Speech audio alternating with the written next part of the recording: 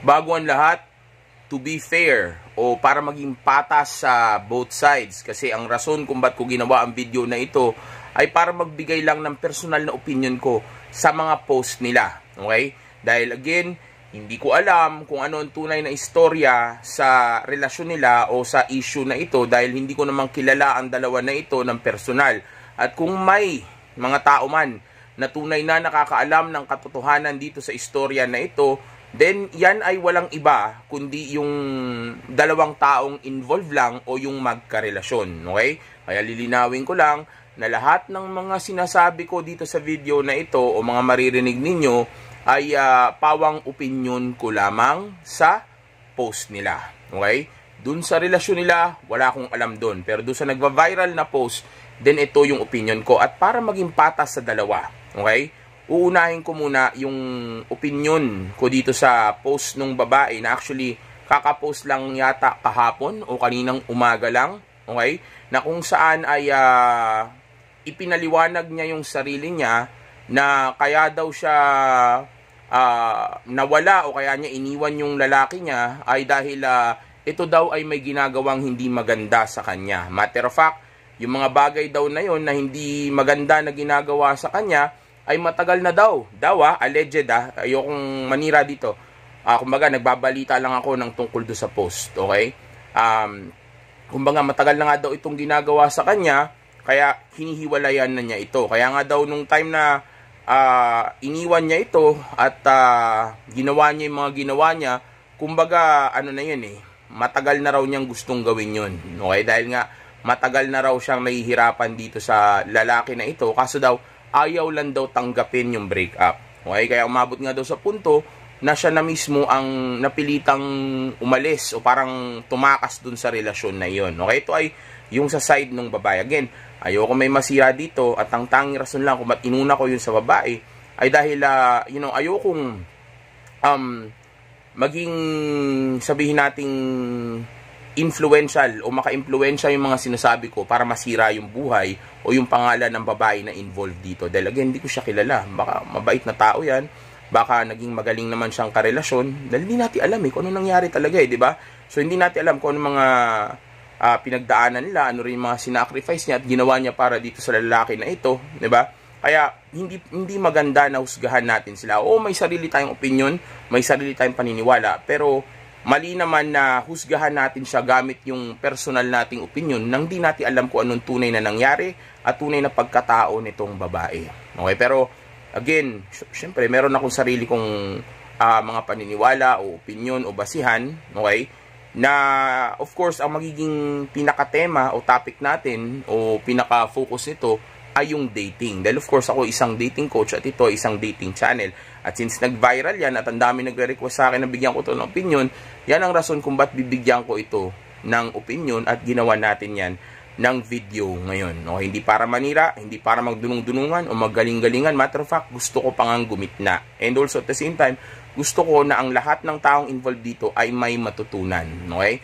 Lalong-lalo na yung mga yung mga kalalakihan na patuloy na hanggang ngayon ay naniniwala sa true love. Even yung mga babae, kung totoo man na nangyari ito sa kanya at ginagawa sa kanya ng lalaki, din dapat aral sa mga babae na pag nakitaan nyo na ng red flag sa umpisa pa lang, huwag nyo nang ituloy. At kung habang tumatakbo yung relasyon ay meron ka na pala mga bagay na hindi ka masaya na nararanasan o sabihin natin hindi ka sang-ayon o mga bagay na hindi mo na gusto, then dapat umalis ka na. Okay, bagay na actually, sabi ng babae, bago rin niya iwanan yung lalaki niya, o itong ex niya, o sabi, alleged na sumama daw sa iba, nakipag-break na raw muna siya dito, which is good kung totoo man na hinihiwalayin niya na ito matagal na. Nang sabi, kaya lang daw tumatagal yung relationship nila, dahil nga daw ayaw daw siyang pakawalan nitong lalaki na ito, kasi nga daw parang, allegedly, na-obsess na sa kanya. Kumbaga, parang well, hindi yun yung mismong salitang sinabi, pero parang gano'n yung dating. Kumbaga, ayaw siyang pakawalan ng lalaki na tipong umaabot pa sa punto na may mga bagay na ginagawa yung lalaki sa kanya na hindi na tama sa pagkababae niya. Okay, kaya ngayon, nung time nga na yun na hindi na niya kaya o gusto niya nang kumawala, hiniwalay niya yung lalaki ng ganung paraan na actually, kaya nga sabi niya, matagal na raw niya yan hinihiwalayan. At ang pagkakarinig ko, parang kahit paano tinanggap naman yata yung breakup o ayaw lang talaga tanggapin. Hindi ko talaga sure kasi bye-bye mga storya. Pero yun ang pagkasabi niya. Hinihiwalay niya na yan matagal na, ayaw lang tanggapin. Okay?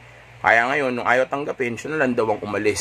Siya na lang ang Kaya ngayon, ito na yung sitwasyon nila. Okay? Kung babae ka, mag-ingat kayo sa lalaki. Dahil siyempre, mali na ganyanin kayo ng lalaki. Mali na may kilanin yung lalaki, yung ganyan yung ugali. Okay? Mag-ingat kayo. So, pag may nakita kayo kaagad red flag o hindi na maganda sa kanya, alis na kaagad. Hindi naman kailangan maging martir kayo para lang masabi na marunong kayong magmahal o mabait kayong tao. Okay? Kung nakita ninyo na hindi naman tama na pakisamahan yan, lalo na wala naman kayong anak at hindi mo naman yan asawa, kahit na may malaki pa siyang investment sa iyo, kung ginagawa na sa iyo hindi maganda, kahit sino naman, di ba? A-agree sa akin na panahon na para iwanan mo yan. So, the fact na tumagal ka dyan, may kasalanan ka rin. Siguro, maasa ka na baka magkakaayos pa kayo, maging maayos pa ang lahat. Kaya nagstay ka bilang babae, di ba? O nagstay ka sa relationship ninyo. Pero, still, again, gaya na sabi ko kanina nga, yun ang dapat ninyong gawin.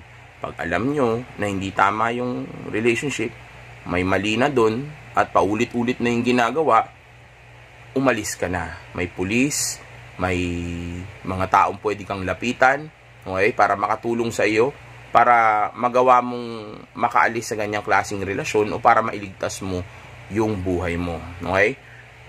Pero kung of course tsatsagain mo yan, din dapat alam mo kung ano yung mga pwede mangyari kung iti-take mo yung risk, di ba?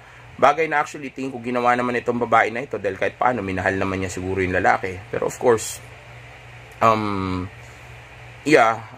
kung maging ganyan na nga katindi, may hangganan din ang lahat, 'di ba? Aalis at aalis yan. Even lalaki umaalis din naman pagka napuno na 'di ba? So yan ang rason kung ba't siguro umalis yung babae. Again, hindi ko alam ang tunay na istorya, okay?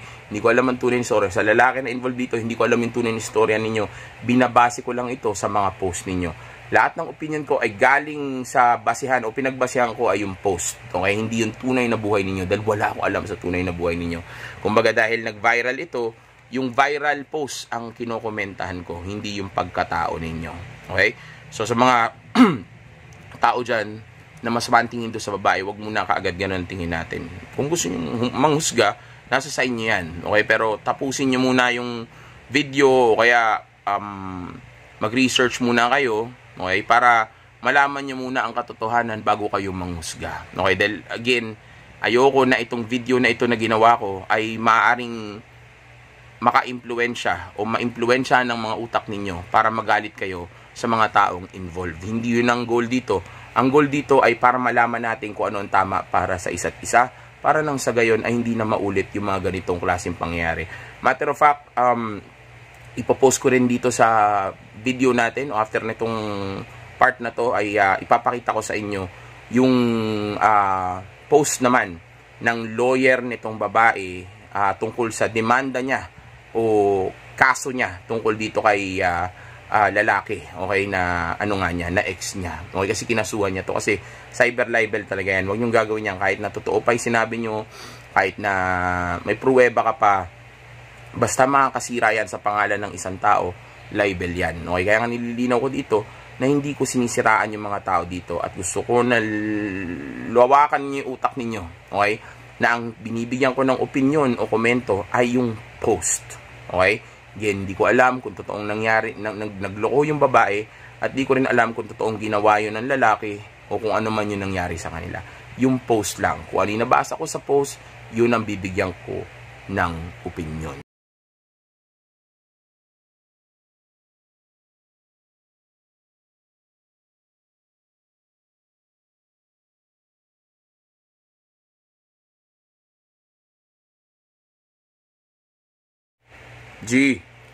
Ang daming GNL na nagtatag sa akin dito sa post na ito, which is actually isang istorya ng lokohan na naman o cheating ng isang couple o dalawang tao na nasa isang committed na relationship.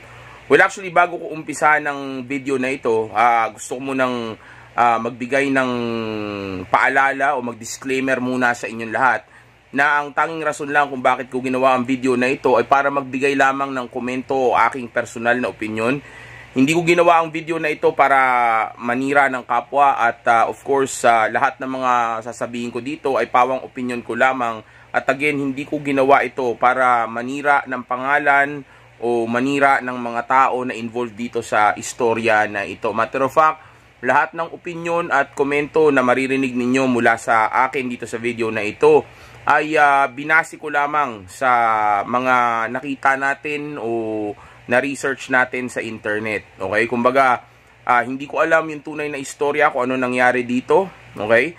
Pero ang bibigyan natin ng opinion ay kung ano yung nakalagay doon sa viral post at kung ano man yung kumakalat ngayon sa internet. Okay? Pero again, hindi natin alam ang totoo. Matter of fact, hindi ko nga alam kung anong tunay na pangalan ng mga taong involved dito. Kaya bibigyan na lang natin sila ng mga alias. Okay? Kumbaga, yung lalaki, tawagin nating JR at yung babae ay tawagin nating RJ. Okay? Baligtaran na lang sila. Okay? Ang istorya daw kasi dito sa viral post na ito. Kaya sobrang ingay ngayon at kaya napakarami nagtatag sa akin dahil ako lang naman ang tanging tao na nag-expose ng katotohanan sa flow ng isang committed relationship lalo ng marriage, right?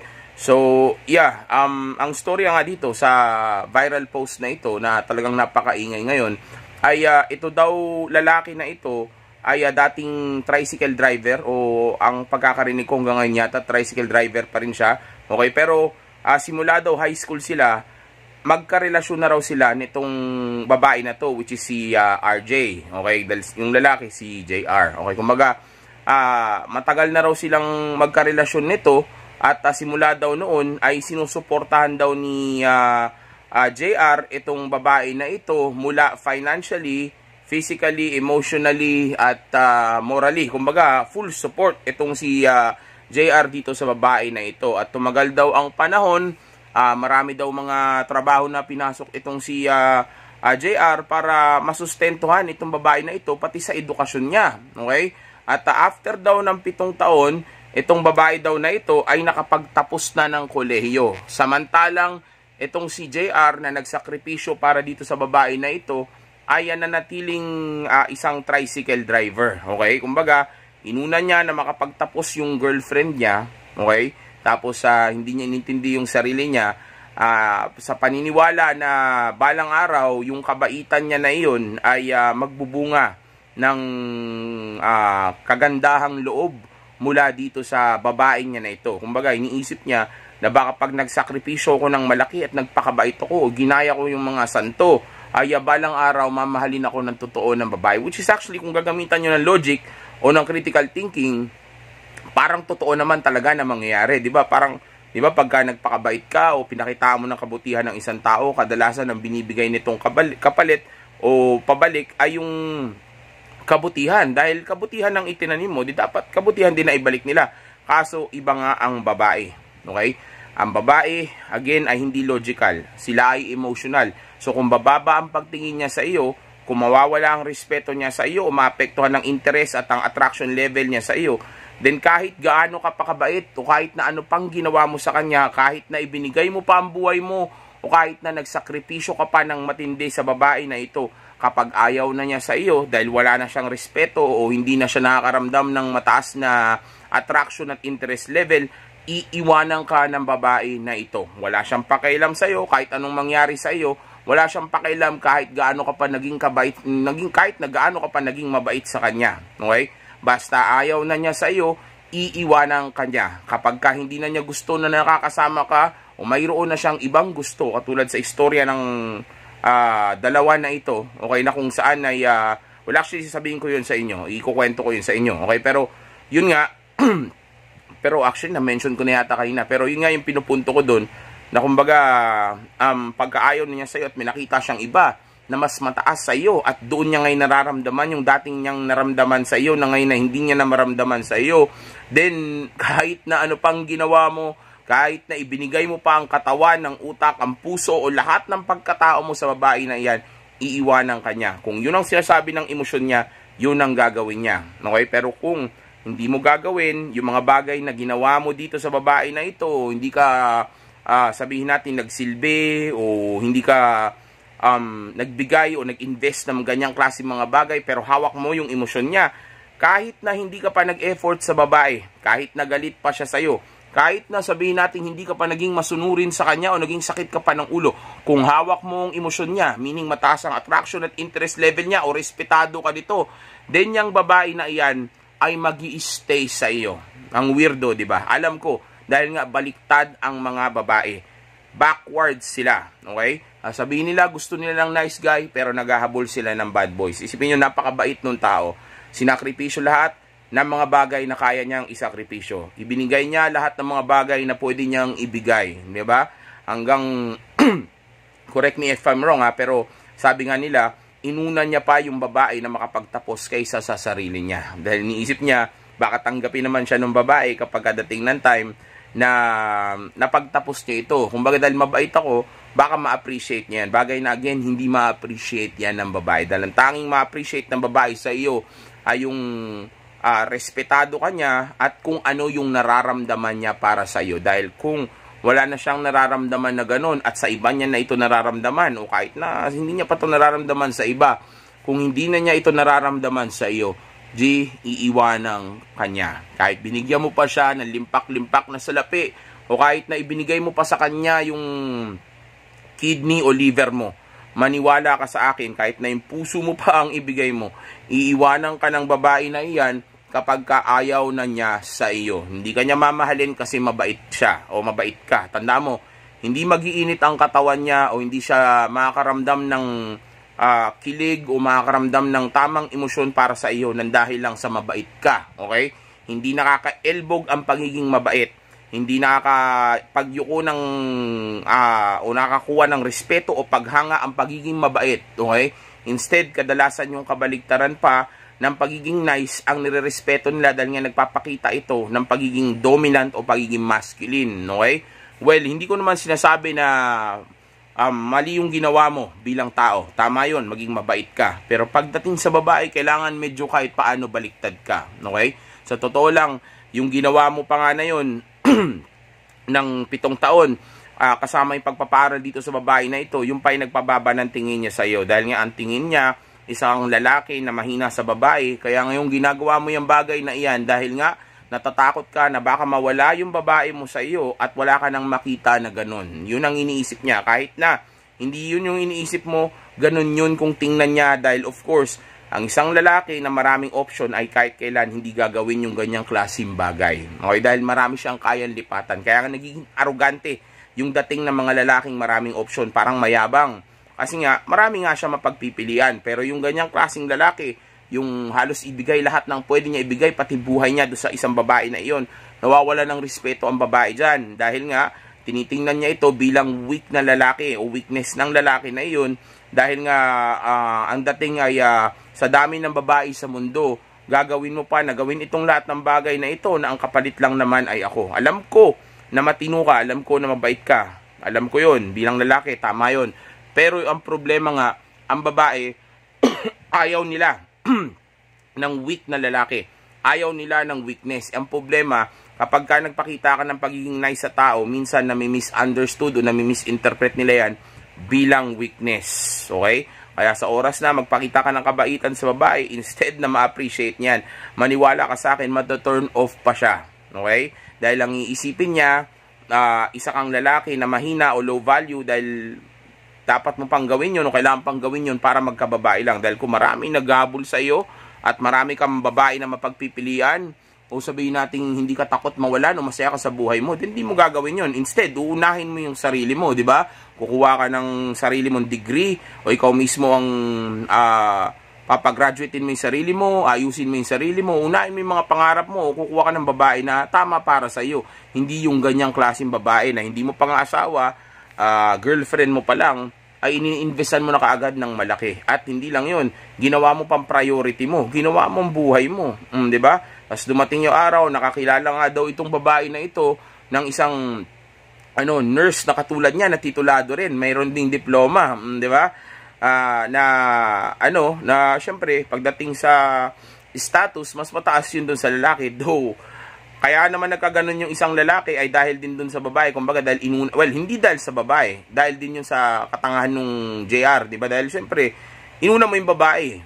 Kaya nangyari ito. Pero Ang ibig sabihin ko nga ay, kumbaga, kaya naman nangyari din yun sa kanya dahil nga sa tangan desisyon niya. Kumbaga, kung di mo ginawa yun, di sana mas mataas ang status mo ngayon. Baka hindi lang sa hinahabol ka ng babae na yan ngayon, baka may iba pang mga babae o sigurado may ibang mga babae na maghahabol sa iyo o magbibigay sa iyo ng opportunity. Kumbaga, magkakaroon ka na mas maraming option. Pero dahil inuna nga nito yung babae, dahil umaasa siya na balang araw, mananatiling loyal ito dahil naniniwala nga silang loyal ang babae, di ba? So, ito nangyari. Tinuruan siya ngayon ng katotohanan ng Diyos kung ano ang tinatawag nating female nature.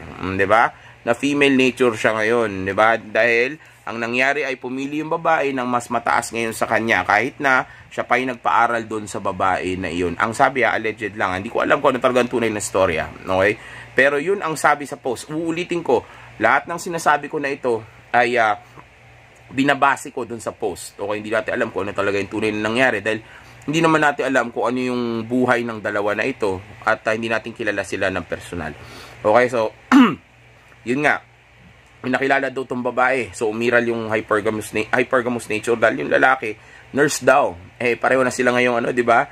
May diploma, tapos yung lalaki na nagpaaral sa kanya, yung ex niya, yun naman walang diploma, kaya ngayon talo siya. Tandaan nyo, ang babae, opportunistic yan pagdating sa love o sa relationship, okay? Yung lalaki, yan yung romantic, okay? Tayong mas, mas madama sa relasyon, yung nag-i-imagine pa, yung romantic, okay? Yung mas dinadama yung love sa relationship. Ganyan yung mga lalaki, lalo na yung mga beta male, okay? Pero yung babae, yung mga yan, mas nakatutok ang utak nila dun sa opportunity na makukuha nila dun sa relasyon na yun. Like for example, pera, emosyon, masarap na performance sa kama o experience sa kama. Kung ano man yung bagay na hinahanap niya o preferred niya sa isang lalaki, yun yung bagay na kumbaga focus niya kapag ka namimili siya ng magiging lalaki niya. Okay? So, ibig sabihin, kumbaga kapag meron siyang karelasyon, laging tinitingnan niya kung ano yung opportunity na makuha niya. Kung ma-opportunista. Okay? Kumbaga, nakatutok siya lagi sa kung anong mapapala niya. Samantalang yung lalaki naman, ganun din, pero mas nakatutok siya doon sa isang bagay lang, which is yung romance. Okay? Kasama na, of course, yung doon sa kama. Okay? Dahil nga ang lalaki ay more on physical at alam niyo na kung anong gusto niya talaga sa babae. 'Di ba? Ang babae naman marami. Kasama dyan pati yung sa survival niya. Kaya tinitingnan niya yung opportunity ng pera, ng status, ng looks, ng game, ng kung ano man yung mga bagay na ma-offer ng lalaki. Like yung emotions din. Kasama na rin romantic doon. Pero mas opportunista ang mga babae. Okay? At yun ang isa sa mga nakikita ko dito. Pero hindi ko sinasabing ganun talaga si RJ, okay, dahil isa si JR. Hindi natin alam kung ganun talaga yung babae, pero yun lang yung nakikita ko sa post. Sa post lang naman, dahil di natin alam, baka matino din, di ba? Hindi nga natin alam kung anong tunay na istorya. Okay? So yeah, yan naman, palagi ko sinasabi sa inyo, pagdating naman sa relationship, kaya nawawala ng gana yung mga babae, ay dahil sa katagalan ng validation, dahil sa kawalan ng mystery, kawalan ng sabihin nating excitement sa relationship, sobrang predictable na, paulit-ulit na kasi, 'di ba? Tapos sabihin nating walang game yung lalaki, walang alam sa female nature. Tapos nagkakaroon na ng power yung babae. Suppose na hindi dapat hindi yan magkaroon ng ng power dahil babae yan, dapat ikaw lang yung may power, kaso dahil nag-commit ka at vinalidate mo siya, so ngayon alam niya na may power siya, so may mga times nagmamanipula siya, tapos nakikita niya na mamanipula ka niya, bumabagsak ka siya sa shit test, tapos may times na nakikita niya na nakayuko at nakaluhod ka na halos sa kanya, so habang tumatagal, lalong bumababa yung tingin niya sa'yo, habang tumatagal, lalong nawawala ng gana yung babae sa relationship ninyo. Okay, na pwedeng mauwi sa cheating o kaya sa iwanan ka nito, or magstay ito sa relationship ninyo nang niloloko ka niya ng pwedeng magbunga rin nang magkaroon kayo ng anak na hindi naman sa iyo. Okay, napakaraming downside niyan. Mga bagay na palagi ko sinasabi sa inyo sa mga video ko. Actually, yan nga yung rason kung bakit ginagawan ko rin ng video yung mga yung mga nagre-request sa akin kung paano agawin yung mga girlfriend, yung mga misis. Okay, dahil Yan yung gusto kong makita ninyo. May flow ang committed relationship, lalo na ang marriage. Okay? Napakalaki ng risk pagka tinake ninyo yan. Okay? Maniwala kayo. Pero subukan dahil daman-daman ninyo yung pagiging lover boy ninyo, din gawin nyo. Gayahin ninyo itong lalaki na to. 7 taon. Iba-ibang trabaho daw ang pinasok ng lalaki. Isipin nyo, tubero, nagmagsasaka daw yata, tapos nag-tricycle driver, di ba? Para mapagtapos lang niya yung babae, tapos after 2 weeks, nawala yung babae, tapos nalaman niya, sumama na raw sa ibang lalaki. No, di ba? Yan ba yung gusto ninyo? Paniwalang-paniwala kasi kayo sa mga pelikula, sa mga love song, sa mga, sa mga, mga fantasy, mga ganyan, paniwalang-paniwala kayo sa mga ganyan, mga teleserye. Hindi totoo yan. Ginagawa yung mga ganyang klaseng show para kumuha ng emosyon. Okay? At ang tunay na target market niyan ay yung mga babae, dahil yung mga babae ang nasa bahay. So, napaka-feminine talaga niyan. Okay? So, ang goal nito is yung makuha nila yung emosyon ng babae, dahil yan ang tunay na pinapa-emotional nila dyan eh. O gusto nilang makaramdam dyan sa mga ganyang klaseng palabas o ganyang klaseng pelikula. Okay? Dahil nga, mga babae yan laging nasa bahay. So, kaya makikita ninyo, ang lalambot ng mga show na yan. Okay? Pero hindi yan ang tunay na buhay. Gusto lang nilang makakuha ng emosyon dun sa babae, na parang kapag sweet yung lalaki dun sa babae, syempre nakakakilig panoorin yun. Kaya gusto yun ng babae. Pero in person, kapag ginawa mo yung mga ginagawa ng mga nasa pelikula, nasa teleserye, sa tunay na buhay, in real life, hindi yan gagana sa babae. Okay? Dahil nga, hindi yan respetuhin ng babae. Dahil ang tingin nila sa mga ganyan ay mga beta male simp. Okay? So, kakapaniwala niyo yan dyan, kakapanood niyo yan sa mga ganyan. Kaya akala nyo dapat para na kayo si Jericho Rosales, gayahin nyo si Alden Richards. Di ba nung pinalabas yung kay Catherine tsaka yung kay Alden Richards, daming nanood doon, ilang bilyon yung nanood doon, di ba? O ilang bilyon yung kinita noon. So, ibig sabihin, ilang bilyon yung posibleng maging, maging kliyente ko sa Xbox, sa how to get your Xbox in the future, di ba? Kasi nga, gagayahin nila yun. Dahil pag ginaya nila yun, for sure, magiging beta male sila. So, pag naging beta male sila, mawawala ng gana yung babae, iwanan sila. Alam nyo, ang tunay na totoo, ang totoo talaga, o tunay na show na dapat na pinapanood niyo, yung sa Rafi Tulfo in action. Doon totoo, yun yung mga tunay na nangyayari. Yung sa pelikula, hindi totoo yan. Kahit nga yung mga artista na pinagtatambal nila mag-love team, hindi rin nagkakatuluyan, naglolokohan pa nga iba di ba? Oh, so hindi totoo yan. Dahil yan, para lang yan sa emosyon, para makakuha ng emosyon sa tao na nanonood sa kanila. Dahil nga, para kung gusto ng tao maiyak, maging masaya, maging magaan yung loob niya, makukuha niya yun sa ganong klaseng palabas. Okay? Pero hindi yun para gayahin mo sa tunay na buhay, dahil sa tunay na buhay, ang kailangan na mayroon ka ay masculinity at leadership. Okay?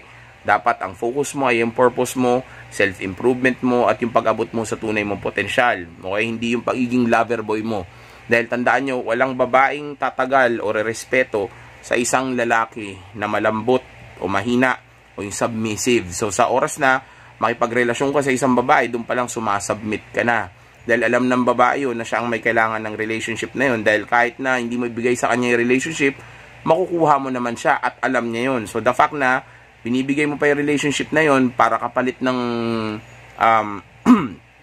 ng feelings niya o love niya o loyalty niya, then doon pa lang bumababa na kagad ang tingin niya sa iyo. Dahil nga, nakita niya na ganun kakadali, o sabihin nating hawak ka na niya sa leeg dahil nga sumasubmit ka na, binibigay mo na isang bagay na hindi mo naman kailangan para lang makuha mo siya. Samantalang makukuha mo naman siya kahit na wala yun. Di ba?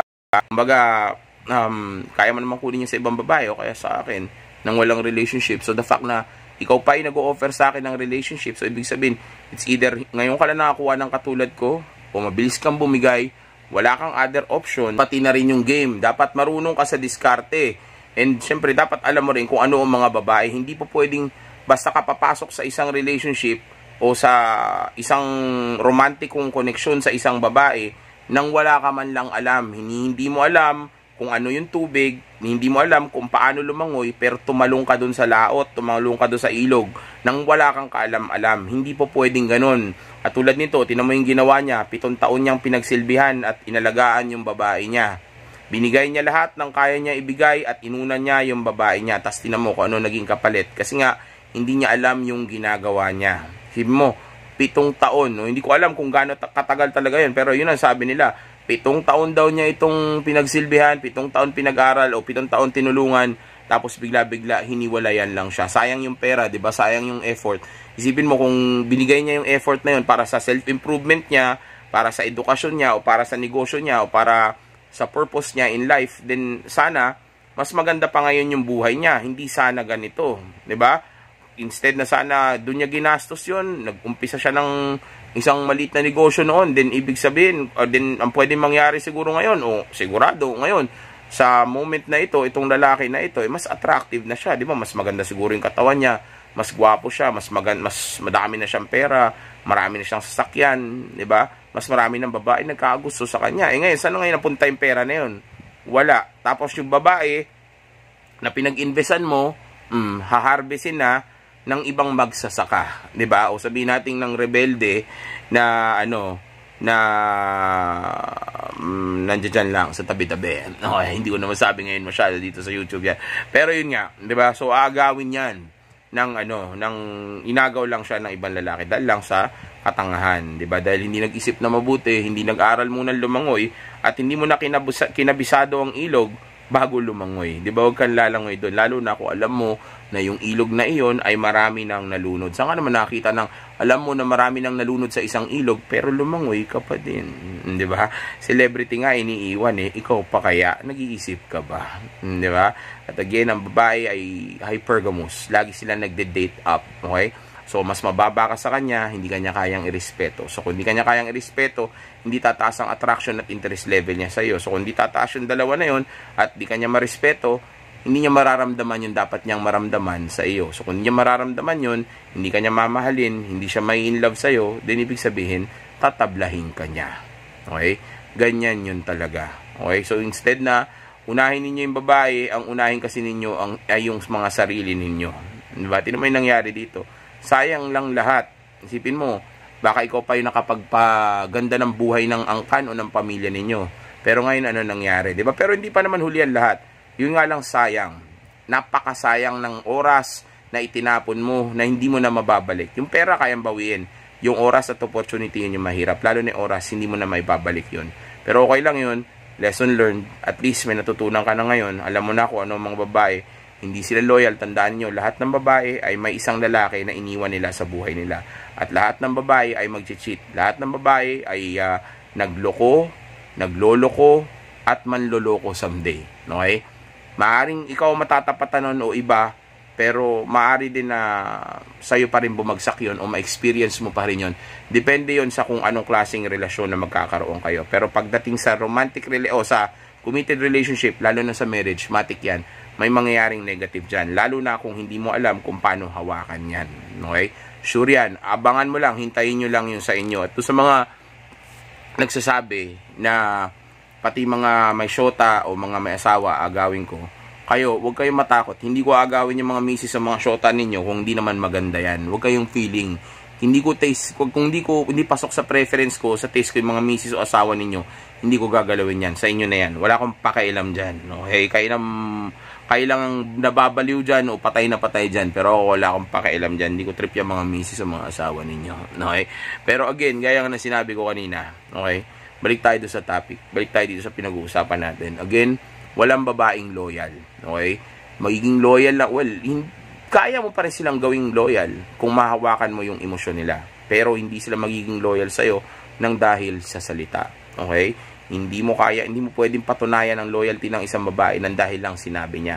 Kahit paano matetest mo yan kung sa tagal ng pagsasama na ninyo, nandiyan pa rin siya, o dahil sa bigat ng mga pinagdaanan ninyo, mga nangyari sa inyo, ay hindi siya umaalis at hindi siya nagbabago. Doon mo masasabi kahit paano. Pero walang babaeng may kayang gumawa nun. Okay? Dahil ayaw ng babae ng hirap sa buhay, ayaw ng babae ng malambot yung lalaki niya, ayaw ng babae ng hindi na masaya yung relasyon. Because again, girls, they just wanna have fun. Okay? Saya lang ang gusto ng mga yan. Hindi nila gusto na magkaroon ng obligasyon o responsibilidad at lalo na magdaan sa hirap ng kasama kanya. Kung magdadaan siya sa hirap, kaya niyang i-take yun lang siya lang. No, kaya maghanap na lang siya ng iba para hindi siya maghirap. Pero kung maghihirap man siya, gusto niya siya lang. Dahil ayaw niya na maghirap siya nang nandudun ka pa. Isip mo, pinagsisilbihan ka na niya, nagagalaw mo pa siya, tapos naghihirap naman kayo. 'Di ba? Kaya ayaw niya yun. Okay? They just wanna have fun. Kaya nga sabi ko sa inyo, don't take it too seriously. Okay? don't commit. Matter of fact, don't get married. Okay? Instead, ang gawin mo lang ay i-date mo lang yan. Kung magsisettle down ka someday, still do not commit and do not get married. Tinuro ko na sa video ko yan kung paano gawin yan. May live stream na rin ako paano gagawin yan without the relationship. Araw-araw nakikreate ako ng mga video tungkol sa leadership. So, aralin nyo na lang yan. Pero again, there is, sabihin na natin, there is a solution. Okay? There is an answer sa question na ito. Okay? Huwag nyo nang ipilit na maging loyal o magiging katulad ng iniisip ninyo yung mga babae. Hindi nila tayo kaya mahalin the way na iniisip natin. Okay? Dahil ang kaya lang nilang mahalin ay yung sarili nila. Okay? So, take advantage of it. Use female nature to your advantage. Meaning, kung mahal nila ang sarili nila o ang rason kung ba't ka lang niya gusto o ba't lang niya gusto ng lalaki para sa sarili niya, then why not paglaruan mo yung sitwasyon na yun. So, alamin mo yung mga bagay na gusto niya, alamin mo kung ano yung mga weakness niya, alamin mo kung ano yung game at kung ano yung female nature, tapos gamitin mo yun sa kanya para makuha mo yung sayo. Okay? Lalo na sa'yo, JR, aral na sa'yo ito, pre. Kasi diba, nangyari sa'yo dahil sa pagpasok mo sa isang bagay na hindi mo alam. Okay? Ganyan ang mga babae, JR.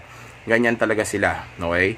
Kahit ano pang gawin mo dyan, lalo na kung single mom yan, kahit pag-aralin mo pa o buhayin mo pa yung anak niyan, kahit na anong gawin mong maganda sa buong pamilya niya, pakisamahan mo pa lahat ng kaibigan niya, kapag ayaw na niya sa'yo, kahit na ano pang gawin mo sa sarili mo, kahit na yung pinakamatindi o pinakamalala pang gawin mo sa buhay mo, wala siyang pakialam sa'yo. Dadalawin ka na lang niya kung saan kanya pwedeng dalawin kapag nandun ka na, pero wala siyang pakialam sa'yo. Matter of fact, baka hindi ka pa dalawin yan kapag wala ka na. Okay? Baka mangyari pa niyan ay pagtawanan ka pa niya na ginawa mo yon sa sarili mo nang dahil lang sa kanya. Okay? Brutal yan mga yan. Kung gusto mo ng respeto ng babae at gusto magtagal ito sa iyo, improve mo yung buhay mo, kailangan lagi kang papataas. Kumbaga, dapat lagi kang nag-i-improve, lagi kang sabihin nating laging nagbabago yung buhay mo. Okay? Lagi kang nag-upgrade, lagi kang nagle-level up. Okay? Hindi po pwede na yung babae ang ni-level up mo tapos sa'yo walang nangyayari, tapos aasa ka na balang araw ay magagawa ka nitong mahalin.